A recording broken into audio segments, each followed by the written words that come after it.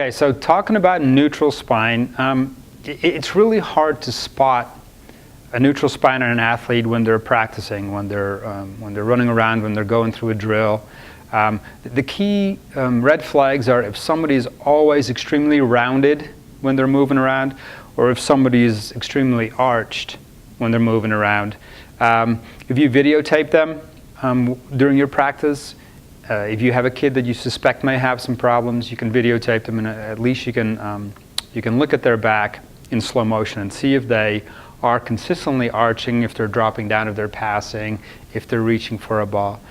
The other thing to do is ask them if their back ever hurts. And when I go through the screens, I'm always surprised by how many kids tell me that their back hurts after practice.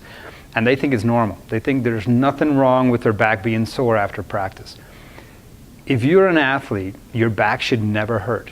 You should have no pain, no stiffness, no discomfort in your back at all, period. So if you have a child that plays on your team and that complains about their back hurting, videotape them and see if their spine is out of the ordinary, if they're constantly arching their back, or if they're not engaging their core muscles and they're slumping, they're rounding when they're passing. That might be a kid who is not having a proper neutral spine. So again, a neutral spine does not necessarily mean perfectly straight, but it means having your core engaged, having your hips engaged, and not having any stress on your spine while you're playing. So these kids should not have any pain at all while they're playing. Talking about a neutral spine, which doesn't necessarily mean that my back is perfectly straight when I move.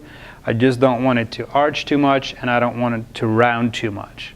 So driving the hip or engaging the hip basically means that as soon as I get low, I want my hip to do the work.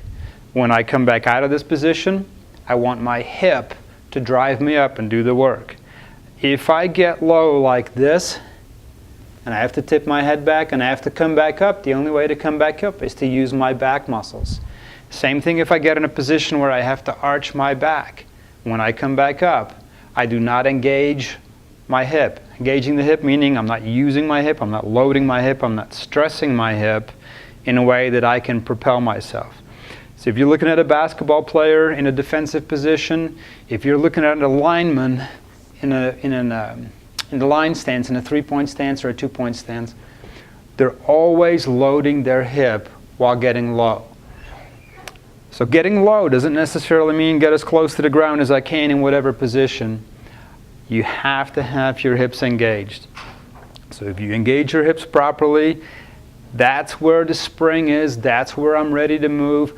I can move sideways but still stay in that engaged position, not loading my back and not overstressing my knees. Well, ideally when you're engaging your hips, you're not flexing your spine. Your spine stays in a straight position. So if I'm grabbing one of these, my spine is in a neutral position now, so I'm not arching, I don't have a big gap here, and I'm not rounding where the stick is coming off my tailbone. If I get in a dynamic position and engage my hip, that position of the spine does not change at all. So my spine, if I bend forwards or if I bend like this, my spine stays in that neutral position, and all the forces are now coming through my hip. So I do not create any stress or strain on my back.